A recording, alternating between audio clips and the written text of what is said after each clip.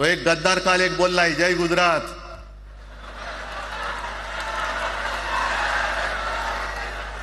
किती लाचारी करायची. म्हणजे तो पुष्पा पिक्चर पाहिल्यात तुम्ही सगळ्यांनी, दाढीवरनं हात फिरवून झुकेगा नाही साला. तसे हे गद्दार म्हणतात उठेगा नाही साला, कुछ भी बोलो उठेगाही नाही. अरे कसा उठणार, आहे का तुझ्याकडे उठण्यासारखं? म्हणजे विचार मी म्हणतोय,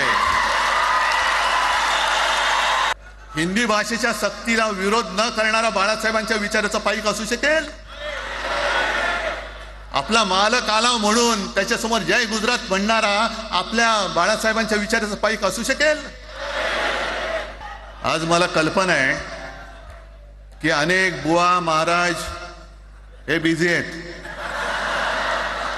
कोण लिंब कापतय, कोण टाचण्या मारतय, कोण गावी जाऊन अंगारे दुपारे करत असेल, रेडे कापत असतील.